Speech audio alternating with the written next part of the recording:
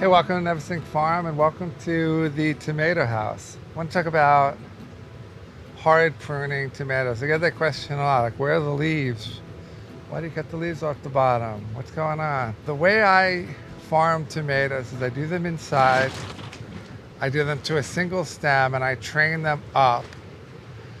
And I do this because I want to get maximum production out of a plant rather than having more plants and putting less work per plant. So I do more work per plant, but I think the amount of effort to production is better because I'm able to put them inside, take care of them, be able to sell all the tomatoes, all of them being perfect. They're all off the ground. They're just, very well pampered, but the production result I feel is better that way. So by training to a single stem, what that means is I'm not allowing that to branch off.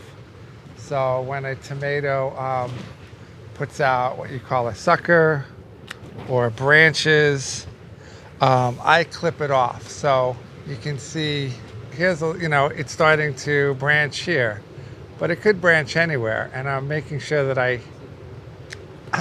clipping them off. And that way I'm doing to a single leader. Some people do 2 liters and will do 2. What I find though is they don't grow evenly and then it becomes very hard to trellis them. So I do a single. And then I also remove the leaves off. So here we can see here, when I do hook and wicket, I do it as soon as it makes a turn to go straight. Okay, so this is laying on the wickets and then I'll cut the leaves up to where it starts turning to go straight up.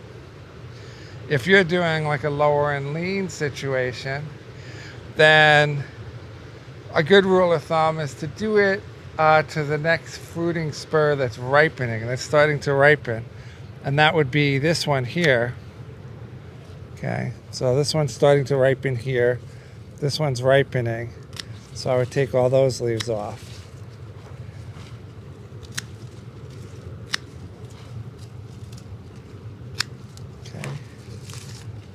Okay.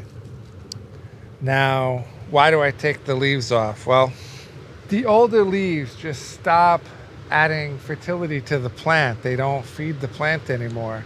They're getting shaded by the other leaves. They're getting old. They start not looking nice. And it's really these new, big broad leaves that are really doing what, creating the food source for the plant or all of these. And it no longer needs those other ones. And so they actually start becoming a burden to the plant. They stop airflow, right? We want airflow throughout the house from underneath. And they also make it harder to harvest, right? So bottom leaves just start not looking as nice. So that's why I'll take them off and let the better ones take over. And so that's the reason I remove them. And it keeps the plant nice and healthy because airflow is going to reduce humidity, and tomatoes just hate humidity. It's going to let the fans do their work. Okay, so when you're hard pruning and you're removing the leaves, one note is, right, it's always a good idea to cut it as close as you can get it close to the thing. I sometimes get lazy and leave a little nubbin on there, but that'll help prevent disease the closer you are to the vine.